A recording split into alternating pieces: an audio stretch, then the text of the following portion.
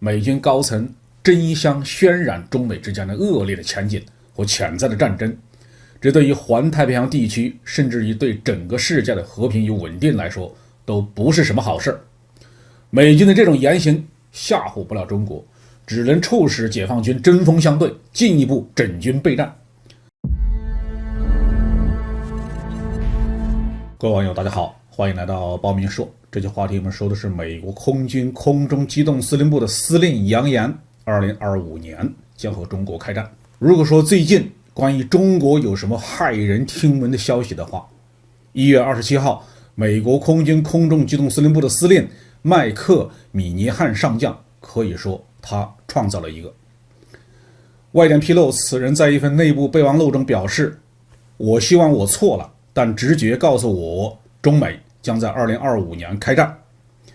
备忘录要求他的各级部队主官要准确地评估训练的风险，避免死亡、重伤和 A 级损伤，以达到更高的战备率、联合作战能力和灵活性。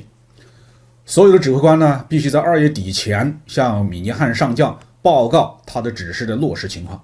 同时报告在2022年准备同中国作战的所有的成果，预测2023年的主要工作。很诡异的是这份备忘录的日期呢是2月1号，显然是有人把文件提前泄露出来了，而美军并没有发动全网删除，说明这一次的提前泄露是故意的。我作为一名有35年军龄的老兵，听到这样的消息，感觉是4个字：匪夷所思。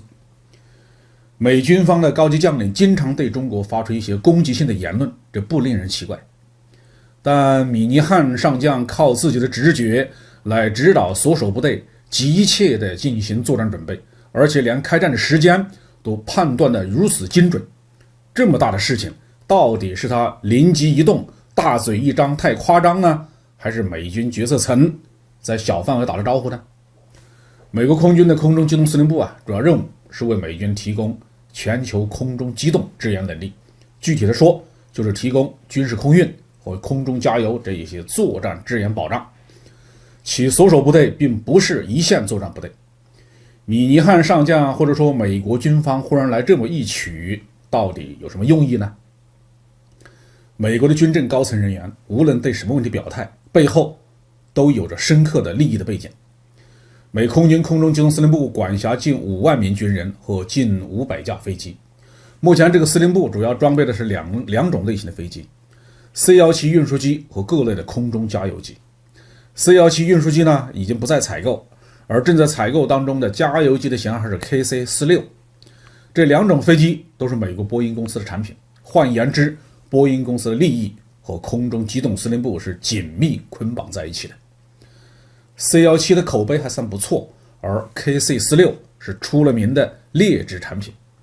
美国空军一度因为它的质量的低劣、缺陷和故障严重而拒绝接收，要求波音公司返厂修理，这肯定影响到了 KC-46 的后续的采购计划。另外，波音公司还刚刚提出了下一代隐身多用途运输机的概念，这是空中机动司令部后一阶段的大项目。因为技术跨度很大，研制的经费是不会少的，这样的大项经费必须要空中机动司令部的强力的推荐，国会才能批准，才能拨出相应的预算，让波音公司继续有饭吃。米尼汉上将为什么铁口神算一般预测中美大战的时间表？原因其实很简单，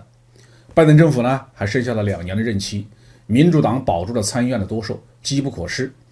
通过渲染中美战争的前景，多采购一些 KC-46， 为波音的下一代运输机立项，这恐怕才是米尼汉将军的当务之急。当然了，这位米尼汉上将的治军还极具个人魅力。根据外电报道呢，他还要求空中机动司令部的所有人员练习步兵的作战能力，包括步枪和手枪的使用。所有具备持枪资质的空中机动司令部的人员都要向7米外的目标射击，瞄准头部。